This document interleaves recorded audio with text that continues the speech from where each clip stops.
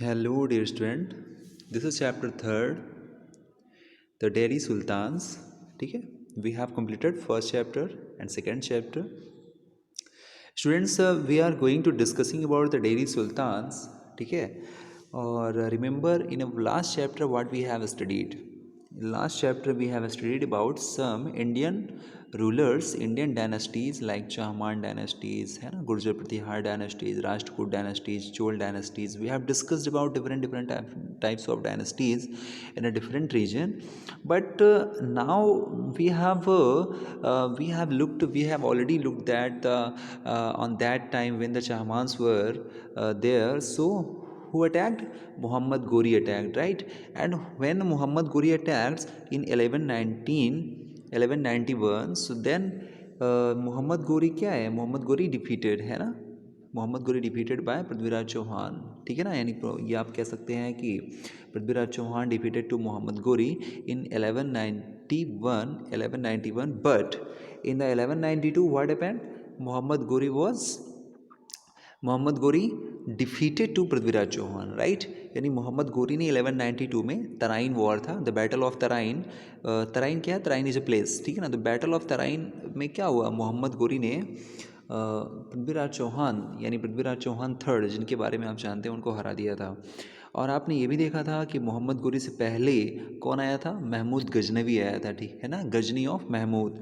तो महमूद जो गजनी आया था उसने सोमनाथ टेम्पल पर अटैक किया हुआ था, है ना, सोमनाथ टेम्पल पर अटैक किया हुआ था. तो इस तरह से हम देख क्या रहे हैं? हम मेडिवल हिस्ट्री में ये देख रहे हैं कि हमारी जो कंट्री में इंडियन रूलर्स थे, जो हमारे इंडियन रूलर्स थे, इन पर बाहर से अटैक हो रहा है. और बाहर से अटैक कौन कर रहा है? मुस्लिम रूलर्स कर रहे हैं, राइट.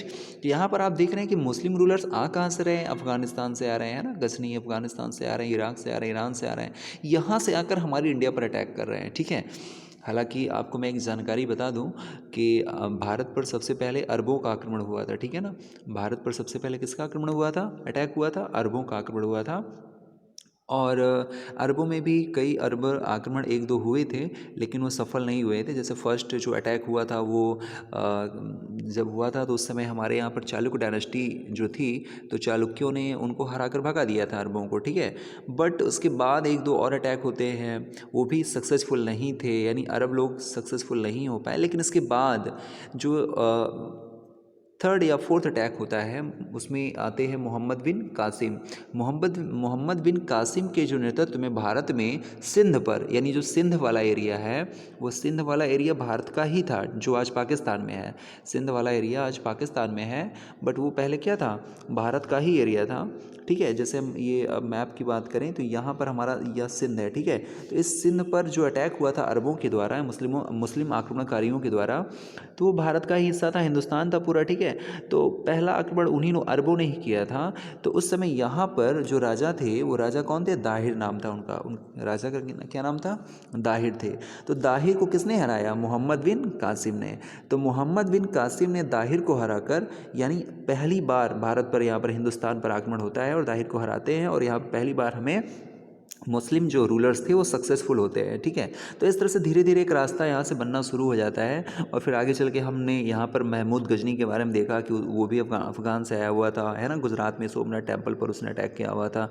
इसके बाद फिर हम देखते हैं, अब हमने देखा था कि मोहम्मद गोरी भी आता है.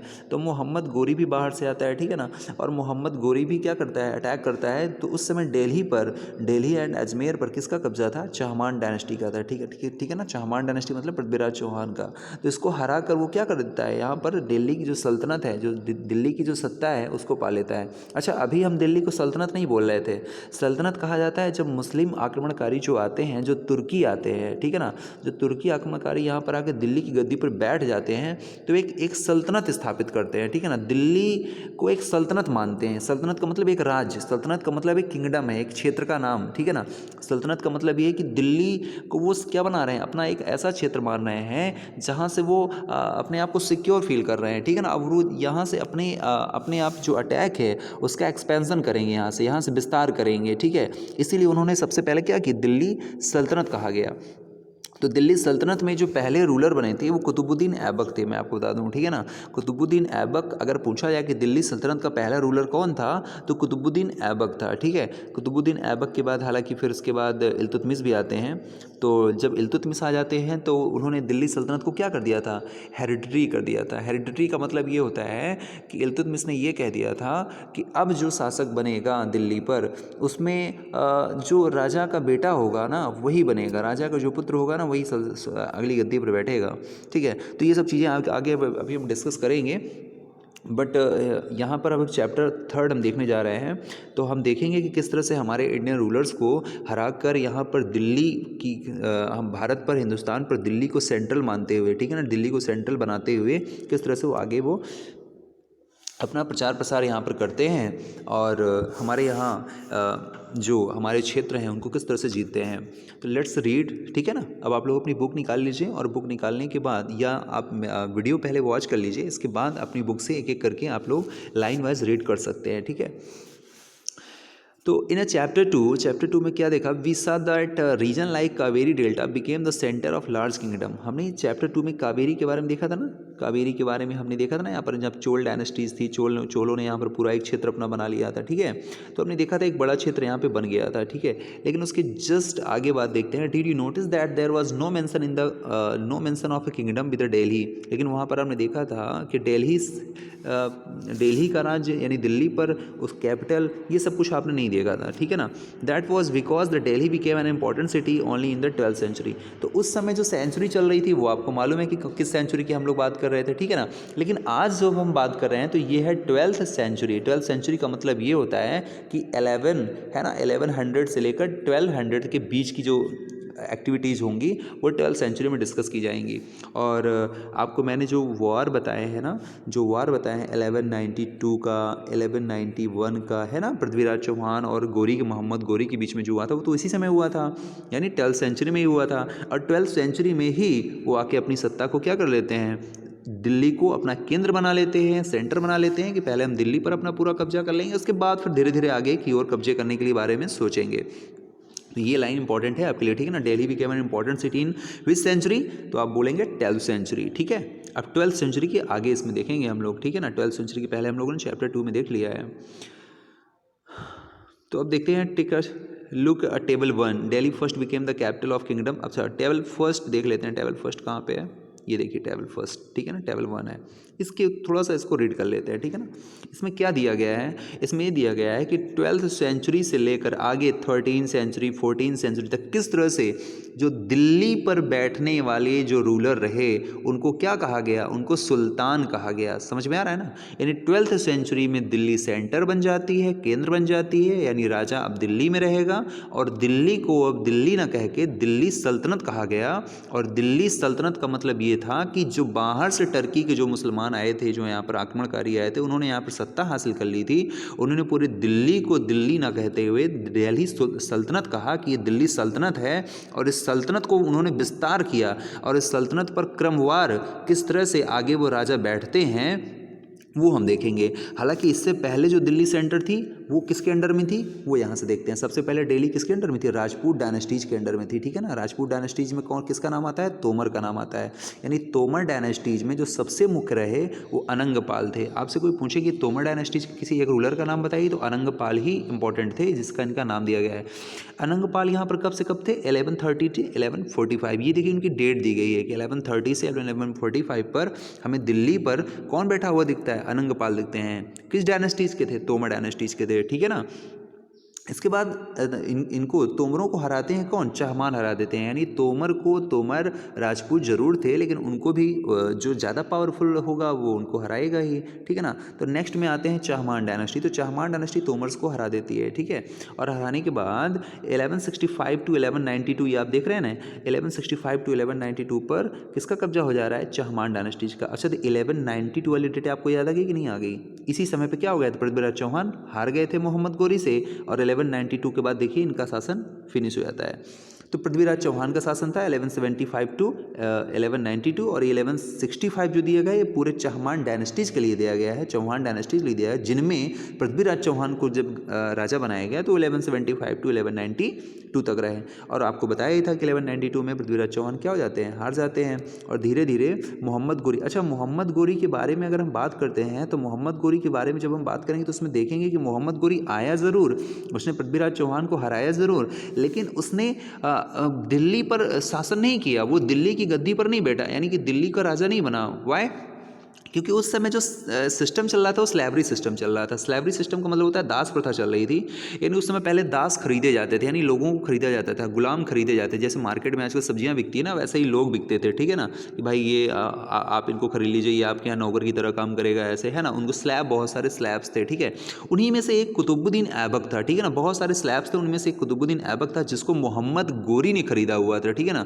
तो मोहम्मद गोरी ने अपने एक दास को, जो स्लैब था वो बहुत ही ज़्यादा क्या था, पावरफुल लग रहा था, उसकी योग्यता को देखकर धीरे धीरे जब मोहम्मद गोरी ने उसको अपनी सेना में शामिल किया तो उसकी योग्यता को देखकर, कि इसकी क्वालिफिकेशन को देखकर इसके देखा कि यार भाई इसके अंदर तो बहुत टैलेंट है, तो पहले उसको सरदार बना दिया, सरदार बनाने के बाद फिर उसको और बड़ी पोस्ट में बैठा दिया, और धीरे धीरे उसने समझा कि इसको तो हम एक बड़ी गद्दी पर बैठा सकते हैं। अब चूंकि जो मोहम्मद गोरी था वो बाहर से आया हुआ था, अफ़गान से आया हुआ था, इस वजह से वो चाहता था कि मैं तो अफ़गान में रहूं, ठीक है ना भाई, ये आप हमारा इंडिया है, तो वो चाहता था कि मैं तो अफ़गान में रहूं, लेकिन यहाँ दिल्ली पर कौन बैठेगा। दिल्ली पर उसने अपने ही एक स्लैब को, यानी कुतुबुद्दीन ऐबक को क्या कर दिया, बैठा दिया। तो इस तरह से मोहम्मद गोरी आता ज़रूर है, भारत पर एंट्री ज़रूर करता है, यानी पूरी जो आप कह सकते हैं कि पूरा एक बेसमेंट तैयार करता है, लेकिन गद्दी पर उसने अपने अपने दास को बैठाया, ठीक है ना, कुतुबुद्दीन ऐबक को। तो याद रखिएगा कि अर्ली टर्किश रूलर, इनको अर्ली टर्किश रूलर इसीलिए कहा जाता है क्योंकि तुर्की के थे, टर्की एक देश है, कंट्री है,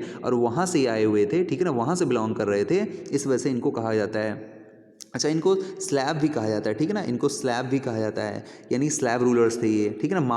मामलुक डायनेस्टीज के थे, मामलुक भी बोला जाता है इनको, ठीक है। इस तरह से इनको कई सारे नामों से जाना जाता है। और तुर्की, प्रारंभिक तुर्की राजा तो आप जान ही रहे हैं कि अर्ली टर्किश रूलर इनको कहा जाता है, स्लैब रूलर भी कहा जाता है, ठीक है ना। स्लैब डायनेस्टी के नाम से जानी जाती है ये, ठीक है ना, और मामलुक डायनेस्टीज के नाम से भी जानी जाती है। इस तरह से इसके कई नाम हैं। तो अब आप इसमें देखेंगे सबसे जो पहला रूलर बैठा है वो कुतुबुद्दीन ऐबक बैठा है। तो इसका शासन कब से हो रहा है, 1206 टू 1210 तक। अच्छा, इससे भी ज़्यादा इंपॉर्टेंट ये है कि दिल्ली की जो सल्तनत स्टार्ट हुई, दिल्ली में जो सल्तनत स्टार्ट हुई, उसमें जो पहले रूलर थे वो अर्ली टर्किश रूलर ही थे। इनका ये टाइम जरूर याद रख लीजिए आप, 1206 टू 1290 तक, यानी इस समय तक जो भारत में जो दिल्ली की गद्दी पर बैठे वो गुलाम वंश के शासक थे। गुलाम वंश का मतलब मैंने बताया ना, स्लैब, यानी इसके स्लैब ये थे, शमसुद्दीन इल्तुतमिश भी स्लैब था, है ना, फिर इल्तुतमिश की पुत्री थी रजिया, ठीक है ना। तो हैं तो सब बिलोंग तो गुलाम से ही कर रहे हैं ना। बलबन भी कहीं ना कहीं उन्हीं जगहों से बिलोंग कर रहा है, एक प्रकार का गुलामी था, ठीक है ना। बाद में सब राजा की गद्दी पर जरूर बैठते आ रहे हैं, लेकिन इनकी जो हिस्ट्री है वो तो कहीं ना कहीं ये लोग गुलाम रहे ना, इस वजह से इनको स्लैब डायनेस्टीज के नाम से जानते हैं। तो आपको ये इंपॉर्टेंट लर्न करना पड़ेगा कि 1206 से लेकर 1290 तक क्या है, अर्ली टर्किश रूलर हैं। इसके बाद कुतुबुद्दीन ऐबक का नाम आ जाता है। कुतुबुद्दीन ऐबक की डेट आपको याद करना पड़ेगा, 1206 टू 1210 पर कुतुबुद्दीन ऐबक। देखिए पूछा जाता है एग्जाम में, शमसुद्दीन इल्तुतमिश का शासन कब से रहा, 1210 से 1236 तक, यानी 1210 से 1230। देखिए 1210 यहाँ से फिनिश हो रहा है, और यहाँ से 1236 तक कौन रहा, इल्तुतमिश रहा। इल्तुतमिश बहुत ही इंपॉर्टेंट रूलर था, ठीक है ना। अर्ली टर्किश रूलर का सबसे इंपॉर्टेंट रूलर शमसुद्दीन इल्तुतमिश ही था। अच्छा, कुतुबुद्दीन ऐबक ये वही हैं जिनके समय पे क्या हुआ था, कुतुब मीनार का नाम आपने सुना है ना दिल्ली में, तो दिल्ली में जो कुतुब मीनार का नाम आपने सुना है वो कुतुब मीनार कुतुबुद्दीन ऐबक ने ही बनवाना शुरू करवाया था। तो पूछा जाता है कि जो पहला कुतुब मीनार की जो स्थापना है, जो उसकी नींव रखी गई, वो किसने रखा था, कुतुबुद्दीन ऐबक ने रखा था। अच्छा, कुतुबुद्दीन ऐबक वही रूलर है जिसके समय पे कुव्वतुल इस्लाम मुस्लिम जो है, कुव्वतुल इस्लाम है ना, ये मस्जिद का निर्माण करवाया गया था। कुव्वतुल इस्लाम मस्जिद का निर्माण करवाया गया था। देखिए इसमें दिया है क्या, ये अलाई दरवाज़ा है। अलाई दरवाज़ा कौन बनाया था, अलाउद्दीन खिलजी ने बनवाया था। तो कुव्वतुल इस्लाम मस्जिद जो थी वो भारत की सबसे पहली मस्जिद के नाम से भी जानी जाती है, यानी भारत की ऐसी मस्जिद जो एक मतलब आप कह सकते हैं कि एक सेंट्रल पर मस्जिद थी, ठीक है। मस्जिद तो हालांकि बहुत पहले बन गई थी केरल में, ठीक है ना, लेकिन ये एक इम्पॉर्टेंट मस्जिद के नाम जानी जाती है। तो वो भी आपकी कुतुबुद्दीन ऐबक के समय पे ही बनती है, ठीक है। इसके बाद सेकेंड रूलर में आते हैं, इल्तुतमिश आते हैं। इल्तुतमिश की ही पुत्री का नाम होता है रजिया सुल्तान, ठीक है ना। रजिया सुल्तान वो थी जिन्होंने जिनको इल्तुतमिश के जो पुत्र थे, जो इनके बेटे थे, तो वो इतने योग्य नहीं थे, ठीक है ना। उनमें सबसे योग्य इनकी लड़की ही थी, यानी रजिया सुल्तान थी, ठीक है। तो इसीलिए इनको गद्दी पर बैठाया जाता है। हालांकि रजिया का काफ़ी लोग विरोध करते हैं, क्योंकि जो पुराना समय है आप जानते हैं, इन एंशिएंट टाइम्स जो गर्ल होती हैं, जो महिलाएं हैं, जो लेडीज़ हैं, उनको इतना इम्पोर्टेंस नहीं दिया जाता था। और इसी वजह से वो तो मुस्लिम्स से बिलोंग कर रहे थे, तो वो सब लोग क्या कर रहे थे, उनका विरोध कर रहे थे, ठीक है ना। वो ये कह रहे थे कि अरे ये तो वुमेन है, ठीक है ना, ये तो वुमेन है, ये विमेन है, तो ये नहीं बन सकती हैं, है ना। क्योंकि गद्दी पर बैठने का पावर किसको होता है, मेन को होता है। इसके बावजूद भी रजिया सुल्तान सारे विरोधों को तोड़ते हुए, सबको हराते हुए, ठीक है ना, तो अपने अपने भाइयों से जीतती हुई, है ना, 1236 में 1240 तक क्या हो जाती है, गद्दी पर बैठती है। हालांकि रजिया को फिर 1240 में ही उनके आसपास के जो सरदार थे, जो उन्हीं के टीम मेंबर थे, जलते रहते थे, और एक बार जंगलों में इनको घेर कर इनकी मृत्यु भी हो जाती है, ठीक है ना। इसके बाद है गियासुद्दीन बलबन का नाम आता है, जो स्लैब डायनेस्टीज का सबसे पावरफुल, यानी अर्ली टर्किश रूलर का सबसे पावरफुल माना जाता है गियासुद्दीन बलबन, ठीक है ना। इसी के समय पे सिजदा एंड पाबोस ऐसी प्रथाएं चलाई गई थी। सिजदा पाबोस का मतलब ये था, ये कहता था कि मेरे सामने अगर कोई भी व्यक्ति आ रहा है तो मुझे मुझे प्रणाम, केवल खड़े होकर प्रणाम ना करे, मेरे सामने लेट जाए वो, ठीक है ना, लेट कर फिर मेरे सामने प्रणाम करे, सिजदा करे मुझे, ठीक है ना, और इस तरह से। और ये तो ये गियासुद्दीन बलबन एक ऐसा शासक जिसने क्या किया, जिसने दिल्ली सल्तनत को क्या किया, उस प्रचार, दिल्ली सल्तनत का विस्तार भी किया था उसने, ठीक है। अभी आगे बात करेंगे उसके बारे में। नेक्स्ट डायनेस्टी, तो देखिए इनका सबका टाइम लर्न कर लीजिएगा आप लोग, ठीक है। नेक्स्ट डायनेस्टी जाती है खलजी डायनेस्टीज, यानी अर्ली टर्किश रूलर के बाद जो नेक्स्ट डायनेस्टी आती है वो आती है खलजी डायनेस्टी, ठीक है। खलजी डायनेस्टी कब से कब थी, 1290 टू 1320। अब देखिए इसको आपको याद करना पड़ेगा कि 1290 टू, देखिए 1290 से क्या है, स्लैब डायनेस्टी फिनिश हो रही थी, और वहीं से स्टार्ट हो रही 1320 तक। और आपको मैं इंपॉर्टेंट चीज़ बता दूं, आपसे पूछा जाता है एग्जाम में, पूछा जाएगा कि कौन सी ऐसी डायनेस्टीज थी, कौन सी ऐसी डायनेस्टी थी जो सबसे कम समय तक शासन की, तो खलजी डायनेस्टीज ही है। क्यों, क्योंकि देखो इसका जो टाइम निकालो तो लगभग 30 ईयर्स तक, ठीक है, 1219 टू 1320, यानी 30 ईयर्स तक ही ये अपनी सत्ता पर रही, लेकिन भले ही 30 ईयर्स तक रही, लेकिन सबसे ज़्यादा प्रभावशाली भी रही, ठीक है।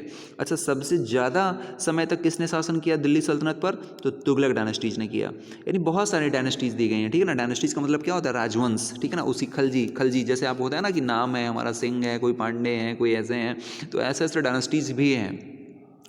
तो खलजी डायनेस्टीज आपने देखा 1290 टू 1320, और यहाँ पर तुगलक डायनेस्टीज क्या देख रहे हैं, 1320 टू 1414, ठीक है ना। तो ये सबसे ज़्यादा समय तक आप देख सकते हैं ना, 12 सबसे ज़्यादा समय तक क्या रही, गद्दी पर रही, ठीक है।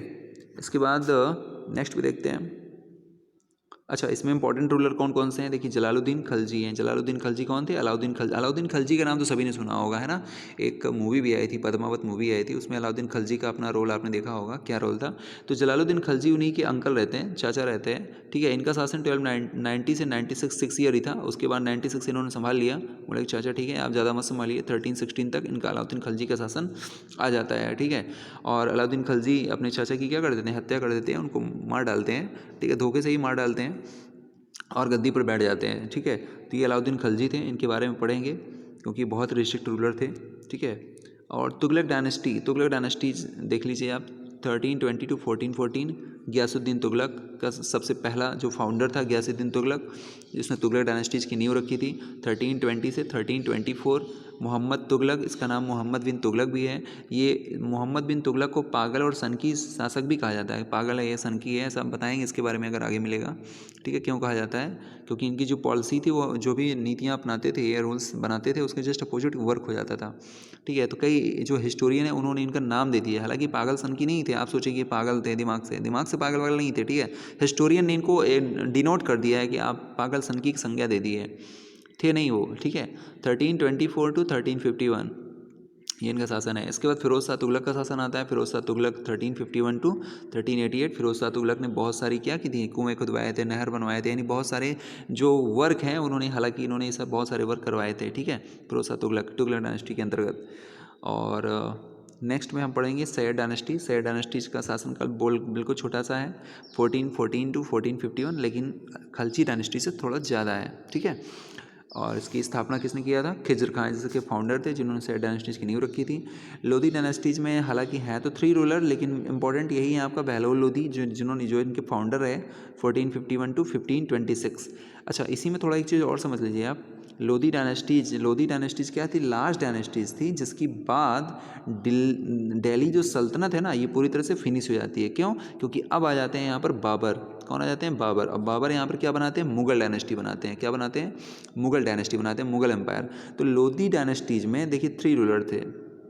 लोधी डायनेस्टीज में पहला तो आपको बहलोल लोधी पता ही जो हो गया। सेकंड जो था वो सिकंदर लोधी था। सेकंड कौन था? सिकंदर लोधी था। और जिसके बाद थे वो इब्राहिम लोधी थे। कौन थे? इब्राहिम लोधी थे। तो इब्राहिम लोधी को ही बाबर हराता है ना। पानीपत का जो आपने वार सुना होगा ना, पानीपत का वार, तो वही है पानीपत का वार। पानीपत का फर्स्ट वार इन्हीं के बीच में होता है। पानीपत का जो फर्स्ट वार होता है बाबर और इब्राहिम लोधी के बीच में होता है, जिसमें इब्राहिम लोधी को युद्ध में ही लड़ते हुए मार दिया जाता है और बाबर का यहाँ पर भारत पर कब्जा हो जाता है। यानी बाबर भी बाहर से ही आया हुआ था, तो इनको हराकर बाबर मुगल वंश की स्थापना करता है। ठीक है ना, मुगल डायनेस्टीज यहाँ पर आ जाती है और मुगल डायनेस्टी सबसे लंबे समय तक यहाँ पर भारत में शासन करती है। ठीक है, इसको आगे देखेंगे, नेक्स्ट चैप्टर में भी हो सकता है ये।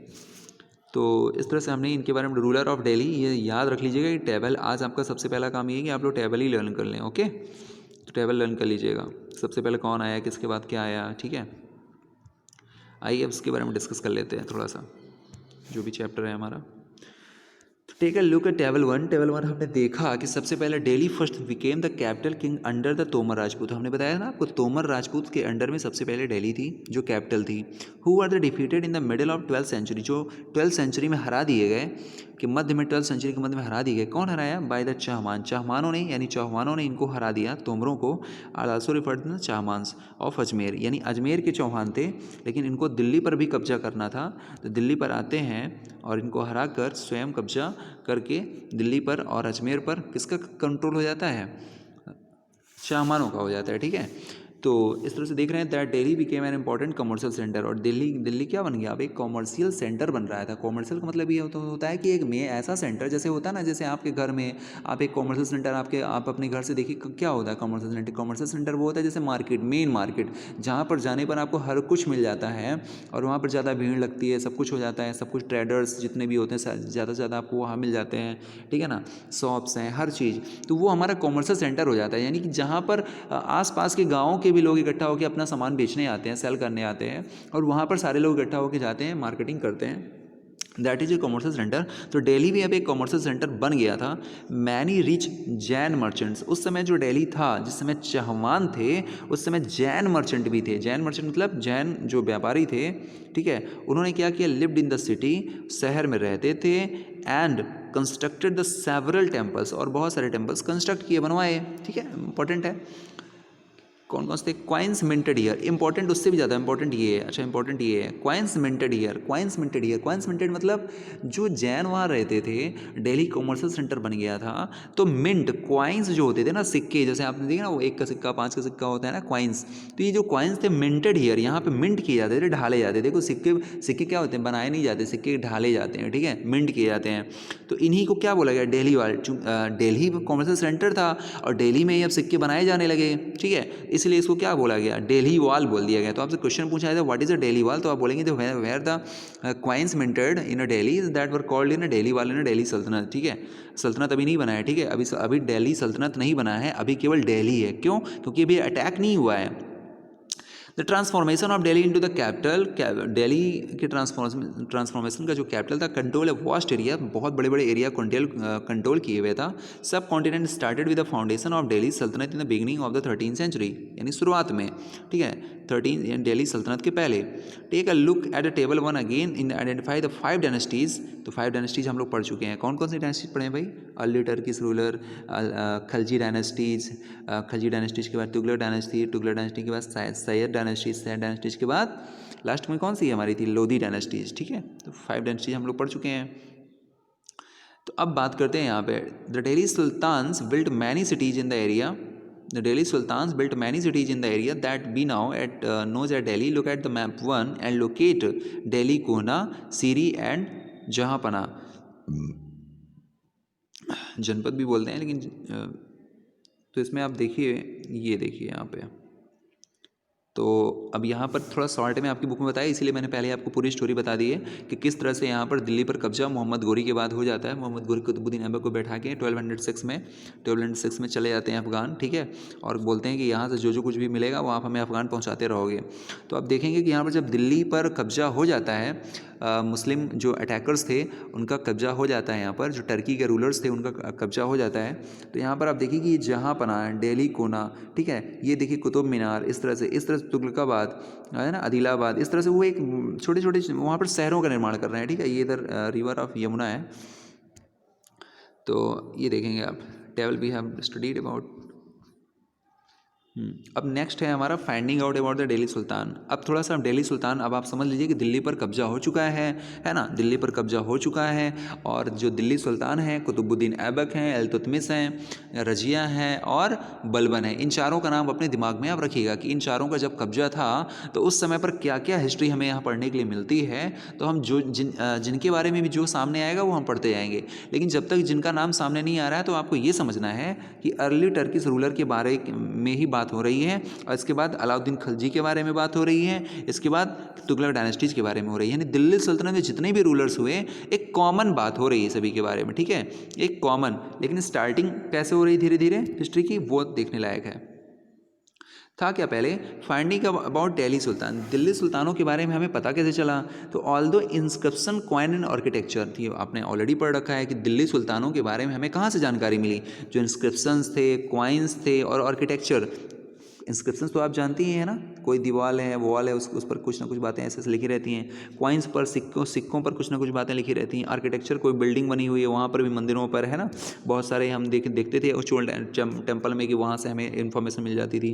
तो क्या हुआ कि आल्दो इंस्क्रिप्शन, कॉइन और architecture provide a lot of information specially valuable histories, यानी ये सब हमें हिस्टोरीज प्रोवाइड करते हैं। हिस्ट्री हम कहाँ से मिलता है, हमें हिस्ट्री यहीं से तो मिलता है ना। हिस्ट्री ऐसे आसमान से कोई आकाशवाणी थोड़ी होती है जो बताते जा रहे थे, हम लोग राइट करते जा रहे थे। जो हमारे जो आर्कियोलॉजिस्ट थे वो खुदाई करते गए, उनको पता चल गया कि भाई अच्छा पहले ये शासक थे, इसके बाद ये शासक थे, ठीक है। इस तरह से हमें क्रमवार पता चलता गया। तो बोला गया तारीख कहा गया, क्या कहा गया, तारीख या तवारीख, यानी प्लूरल में उसको तवारीख कहा गया, तारीख कहा गया। रिटन इन पर्सियन, ये पर्सियन में लिखा जाता था। तो अच्छा अब आपको एक बात समझ में आ रही है, यानी एक ऐसा मैटर लिखा जाता था, एक ऐसी पुस्तक होती थी जिसको हम तारीख या तवारीख कहते थे, जिसमें क्या लिखा रहता था, दिल्ली के सुल्तानों के बारे में लिखा रहता था। तो वहाँ से हमें जानकारी मिल रही है कि दिल्ली पर पहले कौन आए। जो टेबल बना आपने देखा ना, ये जो हमें रूलर मिला, हमें वहाँ से जानकारी मिल रही है कि कैसे, ठीक है। तो ये चीज़ें हमें वहाँ से पता चलती हैं। अच्छा किस लैंग्वेज में लिखी जाती थी बातें, पर्शियन में लिखी जाती थी। यानी दिल्ली सल्तनत के समय में बातें कैसे लिखी जाती थी, पर्शियन में लिखी जाती थी।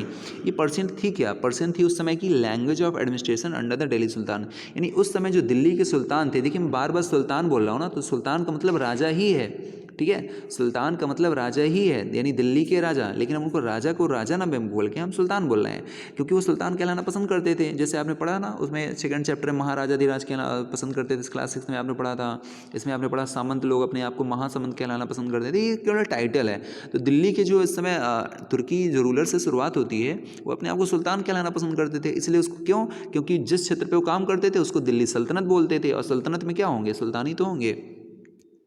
तो इस तरह से देखा आपने कि ये, अच्छा ये चीज़ ये लोग क्या कर रहे हैं, ये देखिए मैं आपको बताता हूँ ये क्या कर रहे हैं, बहुत इंपॉर्टेंट चीज़ कर रहे हैं। देखिए क्या कर रहे हैं, सबसे पहले ये लोग पेपर बनाते थे। क्या करते थे, पेपर बनाते थे। भाई पहले हमारे पास प्रिंट इतने सारे पेपर का डेवलपमेंट, प्रिंटिंग मशीनों का डेवलपमेंट तो हुआ नहीं था। तो एक तरह से पेपर का एक क्रिएशन करते थे ये, ठीक है ना। देखिए किस तरह से दबा दबा के उसको बना रहे हैं। पेपर बनाने के बाद फिर किसी नोबल्स को बुला लेते थे, जो होशियार होता था उनके उसमें टीम में, है ना, उनके राज्य में। वो यहाँ पर राइट कर रहा है। देखिए अब वो राइट कर रहा है, राइट करने के बाद क्या कर रहा है, अब जैसे हम लोग राइट करते हैं ना, कुछ चीज़ राइट करते हैं जो इंपॉर्टेंट लगती है उसके नीचे हाईलाइट कर देते हैं उसको हाईलाइटर से, ठीक है। तो ये देखिए ये क्या कर रहे हैं, ये हाईलाइटर का काम कर रहे हैं। कर क्या रहे हैं, जो गोल्ड है ना, सोना जानते हैं ना, गोल्ड को पिघला रहे हैं, और पिघलाने के बाद जो बातें इन्होंने जहाँ जहाँ लिखी है ना, उसी की लाइन पर ये ऐसे ऐसे उस पर क्या कर देते हैं, चला देते हैं। तो वो जो लेटर है वो बहुत थोड़ा गोल्डन की तरह से वो चमकता है, ठीक है ना, गोल्डन वर्ड हो जाता है, और दूर से ही दिखता है कि ये इंपॉर्टेंट बात लिखी। अब सोचिए अब राजा महाराजा हैं तो ऐसे ही गोल्डन से ही करेंगे, हम लोग तो हाईलाइटर से ही करते हैं, ठीक है।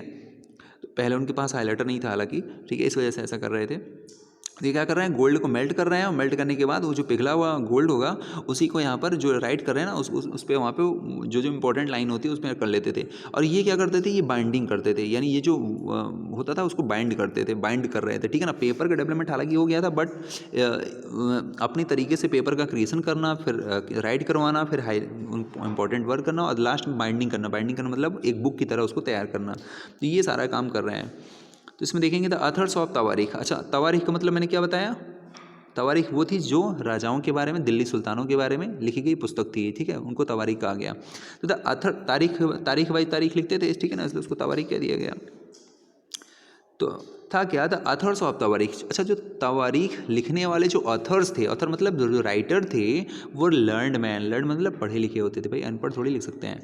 सेक्रेटरीज, कौन कौन से होते थे, सेक्रेटरीज यानी राजा के जो सबसे खास आदमी होते थे ना, सेक्रेटरीज जो होते थे वो कभी कभी लिखवाया करते थे, ठीक है ना। एडमिनिस्ट्रेटर जो शासन को संभालते हैं वो, पोएट्स मतलब कभी जो गाना वाना गाते हैं, है ना, उनके दरबार में कभी में बैठते हैं, ठीक है ना, वो भी राजा की प्रशंसा करते थे, राजा की प्रशंसा में गाना गाते थे, है ना। कोर्टियर्स जो उनके दरबारी होते थे। तो ये सब जितने भी लर्नड मैन हैं जो वहाँ पे कुछ ना कुछ एक विशेष पोस्ट पर रहते थे, ये अपना कोई ना कोई कंट्रीब्यूट देते थे जब तवारीख लिखी जाती थी।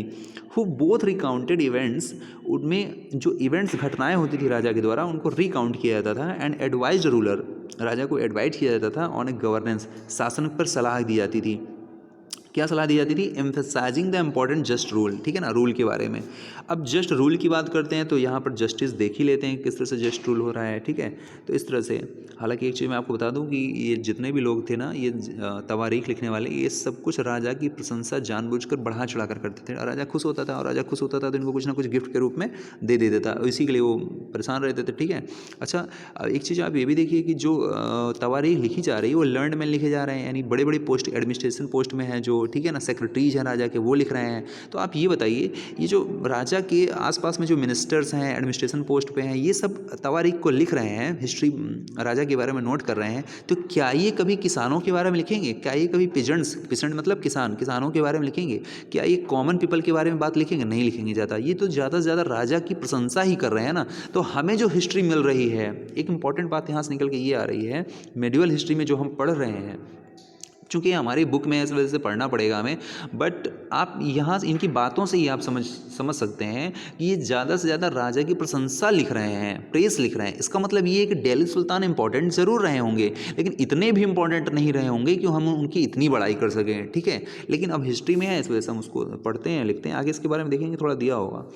सर्किल ऑफ जस्टिस क्या है? अच्छा, सर्किल ऑफ जस्टिस राजा के बारे में एम्फेसाइज करते थे ना ये लोग, सब लोग। तो अब एक सर्किल ऑफ जस्टिस में ये फ़क्रे मुदब्बिर का बहुत इंपॉर्टेंट वर्ड आया है यहाँ पे। जो फ़क्रे मुदब्बिर हैं, फ़क्रे मुदब्बिर एक उस समय का राइटर थे। उन्होंने क्या लिखा 13वीं सेंचुरी में, इन्होंने लिखा कि a king can not survive without soldier. एक राजा अपनी सेना के बिना जीवित नहीं रह सकता। भाई सेना नहीं है तो राजा किस काम का। And soldier can not live without salary. और अगर सोल्जर को सैलरी नहीं मिलेगी तो वो क्यों काम करेगा भाई, जब उसको आप पैसा देंगे तभी ना काम करेगा।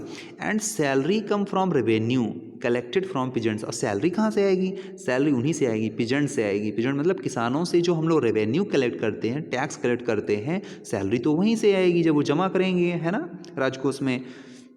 But peasants can pay revenue, लेकिन पिजेंट्स तभी रेवेन्यू दे सकता है वेन दे आर प्रॉस्परस, जब वो क्या हो, प्रॉस्परस हो, अमीर हो, उनके पास पैसा धन संपन्न हो, एंड हैप्पी हो, खुश हो। भाई किसान जब खुश होगा, पिजेंट्स जब खुश होगा तभी ना अच्छी से खेती करेगा, पैदावार करेगा, प्रोडक्शन करेगा अच्छा सा। जब अच्छा प्रोडक्शन करेगा तो उसके पास जो भी आएगा वो टैक्स दे सकता है आराम से। This happens when the king promotes, इसलिए राजा को क्या व्हेन द किंग, जब राजा क्या करता है, प्रमोट करता है जस्टिस। जब राजा क्या प्रोवाइड करता है, जस्टिस एंड ऑनेस्ट गवर्नेंस। जब राजा सही न्याय देता है और सही शासन चलाता है, ईमानदारी के साथ शासन करता है, तो हमें ये सारी चीज़ें बहुत अच्छे से पॉसिबल हो पाती हैं। कुल मिला के इनके कहने का मतलब ये था कि राजा जो उस समय थे 13वीं सेंचुरी के, उनको कहीं ना कहीं कुछ ना कुछ गलतियाँ दिख रही थी, ठीक है ना। और गलतियों के अलावा वो राजा को एक मैसेज भी दे रहे हैं कि आपका राज्य तभी अच्छा चल सकता है जब आपके पास अच्छे सैनिक होंगे। अच्छे सैनिक जब होंगे तो आपको उनको सैलरी देना पड़ेगा। सैलरी अच्छी देने के लिए आपको गाँव उनके किसानों को खुश रखना पड़ेगा। किसानों को खुश रखने के लिए आप उनको क्या करेंगे, जो भी कुछ वो मांग रहे हैं, है ना, कल्टीवेशन से रिलेटेड, उनको उपलब्ध कराना पड़ेगा। ठीक है, उनको खुश रखना पड़ेगा, तभी ये सारा आपका राज्य चल सकता है। तो इसका मतलब ये है कि जो यहाँ पे बेसमेंट आए, जो बेसमेंट के रूप में आए, जो हमारा बेस निकल गया है वो पिजेंट्स निकल गया है। यानी पिजेंट्स को क्या होना चाहिए, हैप्पी होना चाहिए। ठीक है ना, अगर पिजेंट्स हैप्पी नहीं है तो राजा का कोई मतलब नहीं है। ठीक है, इसके बारे में देखेंगे थोड़ा सा। देखिए सब कुछ दिया हुआ है ना, ABCD, ये जो मैंने आपको बताया, ये सारा एक फिगर का दिया हुआ है इसमें। प्रिपेयरिंग द पेपर, है ना, and writing the test, melting the gold to the highlight important words and passage and preparing the binding, ये सब कुछ दिया हुआ है यहाँ से। आप अगर ये भूल भी जाए ना तो आप लोग यहाँ से देख सकते हैं। ओके, नेक्स्ट स्टडिंग है तो सर्किल ऑफ जस्टिस क्या है। आप देखिए सर्किल ऑफ जस्टिस मैंने आपको बता ही दिया है। नेक्स्ट में हम देखेंगे next point, keep the following additional details in mind. आप ये बात रखिए अपने दिमाग में, डिटेल्स अपने दिमाग में बात ये रखिए, क्या क्या इंपॉर्टेंट बात रखने लायक है। देखिए कि the authors of tawarikh lived in cities. तवारीख, जो लिखने वाले हिस्टोरियन थे उस समय के, जो अथर्स थे, कहाँ रहते थे भाई, शहरों में रहते थे, मेनली दिल्ली में। भाई उस समय दिल्ली में ही कब्जा किए हुए थे, अभी भारत के अन्य क्षेत्रों पर इनका कब्जा नहीं हुआ। मेन सेंटर दिल्ली पर कब्जा किए हुए हैं। एंड हार्डली इवर इन विलेज, और यदा कदा ही गाँव जाते थे। मतलब शहर में रहने वाले लोग हैं, ठीक है, राजा के बारे में प्रशंसा कर रहे हैं, हिस्ट्री लिख रहे हैं, तो गांव कम ही जाएंगे। सेकंड पॉइंट क्या है, they often wrote their histories for the sultan in hope of rich rewards. देखिए मैंने बताया था ना, बहुत आपको बात बताया था मैंने कि दे ऑफन रोट दियर हिस्टोरीज, वो अक्सर हिस्ट्रीज इसलिए लिखते थे सुल्तान की होप में लिखते थे कि सुल्तान को हम क्या कर सकें, सुल्तान की प्रशंसा कर सकें, और जितनी ज़्यादा प्रशंसा करेंगे हमें रिवॉर्ड्स मिलेगा। ठीक है, these others advise ruler on the need of preserve. और ये जो भी अथर होते थे ना, बड़े चापलूस किस्म के होते थे। ठीक है, authors advise rulers on the need to preserve. राजा को ये सलाह दे रहे थे to preserve on ideal social order based birth right and gender distinction. ये बहुत ही इंपॉर्टेंट बात लिखी है यहाँ पे। अथर यहाँ पे सलाह क्या दे रहे हैं, एडवाइस ये दे रहे हैं कि राजा को क्या करना चाहिए कि प्रिजर्व कर लेना चाहिए बर्थ राइट। बर्थ राइट का मतलब ये है कि राजा को ये मान लेना चाहिए कि जो आज मैं शासन कर रहा हूँ उसके बाद जो मेरा बच्चा होगा ना, या मेरी ही राजवंश का ही कोई ना कोई जो व्यक्ति होगा वही गद्दी पर बैठेगा। तो बर्थ राइट अपना आप अपना जन्मसिद्ध अधिकार समझिए इसको। ठीक है ना, एंड जेंडर डिस्टिंक्शन कर लीजिए। जेंडर डिस्टिंक्शन का मतलब ये है कि मेल और फीमेल को बिल्कुल अलग, यानी फीमेलों का काम है घरों के अंदर रहना, बिल्कुल अपने उनका रोल अलग है और मेल का रोल अलग है, इसी को जेंडर डिस्टिंक्शन कहा गया है। ठीक है, एक बार फिर से देख लेते हैं। These authors advised ruler on the need to preserve an ideal social order. Social order बनाने के लिए कहा कि आप एक सोशल ऑर्डर बना दीजिए कि मेल का काम मेल में है, फीमेल का काम फीमेल में, उसको जेंडर डिस्टिंक्शन कहा गया। और बर्थ राइट बना दीजिए कि जो जहाँ पैदा हो रहा है, जैसे नोबल के घर में जो बच्चा पैदा हो रहा है वो नोबल ही है। ठीक है ना, और उसको उसी को पोस्ट मिलेगी। जैसे कोई मिनिस्टर है तो मिनिस्टर घर में जो बच्चा पैदा हो रहा है वो बड़ा होकर क्या बनेगा, राजा के यहाँ मिनिस्टर ही बनेगा। ठीक है, बाकी किसी गाँव के बच्चे नहीं आके यहाँ पर बन जाएंगे। ठीक है, their ideas were not shared by everybody. लेकिन ये आइडियाज़ जो है क्या है, एवरीबडी द्वारा शेयर नहीं किए गए। ठीक है, मतलब ज़्यादातर लोगों द्वारा एक्सेप्ट नहीं किए गए। ठीक है, अब बात करते हैं सर, ये आप ये देखिए बर्थ राइट दिया हुआ है, आप इसको यहाँ से पढ़ लीजिएगा बर्थ राइट क्या है। ओके, ये देखिए बर्थ राइट दिया हुआ है यहाँ पे। तो इन 1236 में हुआ क्या, सुल्तान इल्तुतमिश डॉटर, सुल्तान इल्तुतमिश की जो डॉटर थी रजिया थी, ठीक है ना, रजिया थी, व्हाट ए पेन कंटिन्यूअस,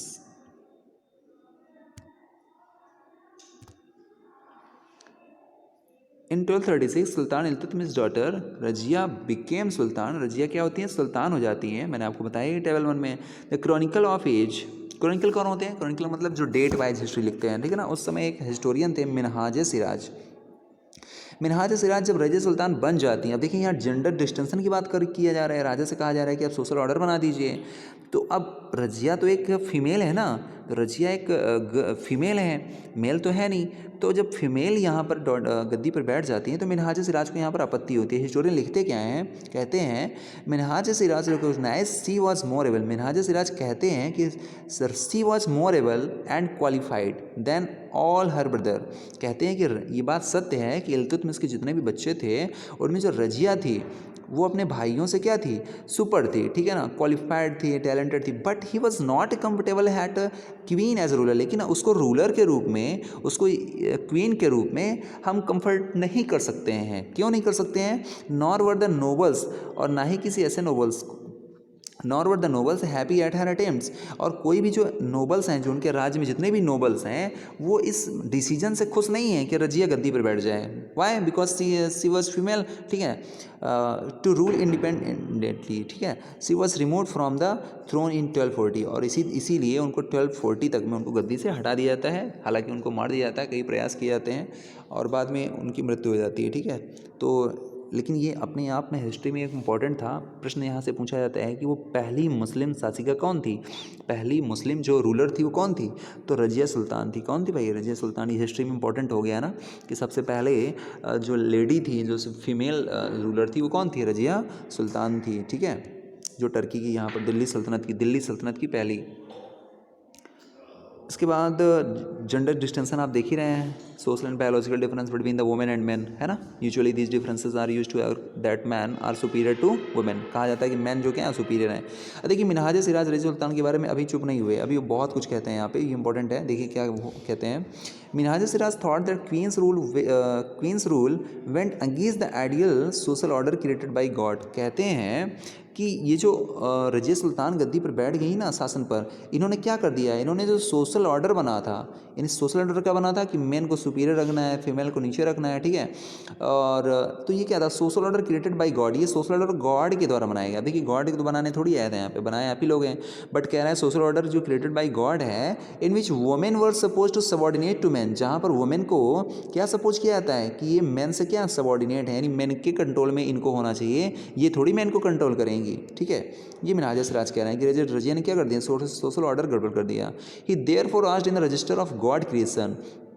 कहते हैं कि गॉड के यहाँ एक ऐसा रजिस्टर है, ठीक है ना। ही देयरफॉर एक आज इन the register of god creation since her account, कहते हैं हर अकाउंट यानी रजिया का जो अकाउंट है, did not fall under the column of man. कहते हैं कि जो गॉड है ना, उनके पास एक ऐसा रजिस्टर है जो जहाँ पर रजिया का जो अकाउंट है ना, वो मेन के कॉलम में नहीं आता। यानी उसके उनके कहने का मतलब ये है कि मेन का कॉलम अलग बनाया है, फीमेल का कॉलम अलग बनाया है गॉड के पास, ठीक है ना। और रजिया सुल्तान क्या कर रही हैं, मेन के कॉलम में नहीं आ पा रही हैं, ठीक है। अब देखिए ज़बरदस्ती की बात है, ठीक है, ये उनकी सोच है, ठीक है। आप तो देखें हैं कि आज की डेट में मेल फीमेल में कोई डिफरेंस नहीं है। जो भी फीमेल है वो भी हमारी प्रेसिडेंट बनती हैं, है ना। प्राइम मिनिस्टर इंदिरा गांधी के बारे में आपने सुना, ठीक है। प्रतिभा देवी पाटिल प्रेसिडेंट के बारे में आपने सुना। तो इस तरह से अब कोई डिफरेंस बचा नहीं। लेकिन अब देखिए क्रिएशन है इनका। How did she gain from all her excellent qualities, तो कैसे उसके पास सुपर क्वालिटीज हो सकती हैं। On her inscription and coins Razia mentioned that she was daughter of sultan Iltutmish. रजिया ने अपने शासन के दौरान जो उन सिक्के बनवाए, उन सिक्कों में उसने कहा कि वो क्या है, इल्तुतमिश की पुत्री है। This was the contrast to the queen Rudrama Devi, और यह कंट्रास्ट आपको रुद्रमा देवी में भी मिलेगा। देखिए रुद्रमा देवी कौन है, रुद्रमा देवी के बारे में अब जब रजिया के बारे में पढ़ रहे हैं कि दिल्ली की गद्दी पर रजिया सुल्तान सबसे पहली शासक बन रही हैं, तो रुद्रमा देवी के बारे में ही पढ़ लेते हैं। इनका शासन कब से कब था, 1262 और 1289। ये भारत में ही थी पहले से ही, काकतीय डायनेस्टी से थी। वारंगल यानी Andhra Pradesh, part of modern Andhra Pradesh, यानी ये आंध्र प्रदेश का पार्ट ये है जहाँ पर रुद्रमा देवी का नाम आपने सुनेंगे।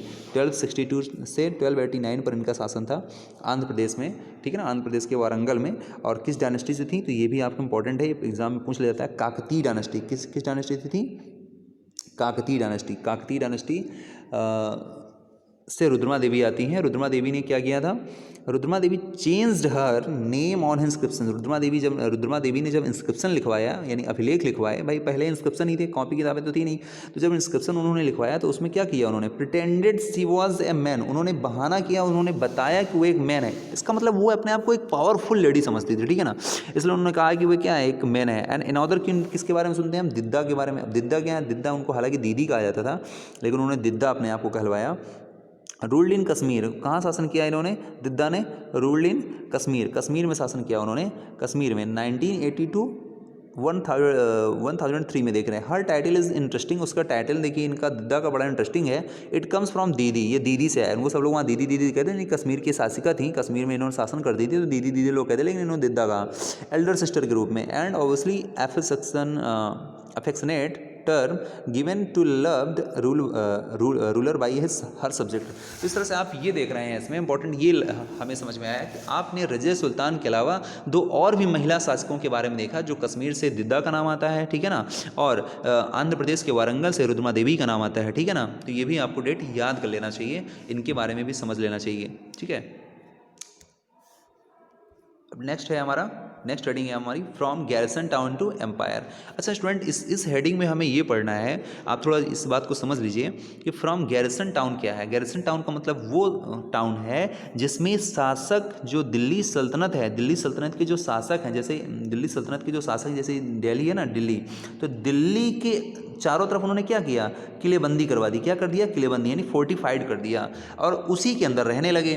तो जब अपने ही दिल्ली पर ही कब्जा करके वो दिल्ली पर ही चारों तरफ से किलेबंदी करा दिया और वहीं पर रहने लगे, तो राजा महाराजा जहाँ रहते थे और उनके जो प्रजाजन रहती थी उसके अंदर रहती थी, यानी एक ही सेंटर पर, वो हमारा गैरिसन टाउन हो गया, यानी इंपॉर्टेंट सेंटर था। गैरिसन टाउन क्या था, इंपॉर्टेंट सेंटर। लेकिन गैरिसन टाउन के बाहर भी तो एम्पायर था ना, उनको दिल्ली के बाहर के भी क्षेत्रों को तो जीतना था, उनको जो है दिल्ली के बाहर के एरियाज़ को भी तो जीतना था। तो वो जो हमारा एरिया है, ठीक है ना, ये जो हमारा दिल्ली के बाद, दिल्ली के बाहर जो हमारा एरिया है, इसको जो हम बाहर में जीतना है, वो हमारा किस नाम से जाना जाएगा, अभी हम हिटललैंड के बारे में पढ़ेंगे। तो इसमें इंपॉर्टेंट चैप्टर ये है कि from garrison town to empire, यानी गैरिसन टाउन, पहले तो आके दिल्ली में ही बस गए, दिल्ली से बाहर निकलते ही नहीं थे, ठीक है, वहीं पर रहते थे और बाहर कहीं पर गए, कुछ लूटपाट कर लिए, कुछ युद्ध कर लिए, या आसपास के क्षेत्रों में जो गए तो वहाँ से कुछ ना कुछ टैक्स ले लिए और आके फिर से अपने टाउन के अंदर घुस जाते थे, ठीक है।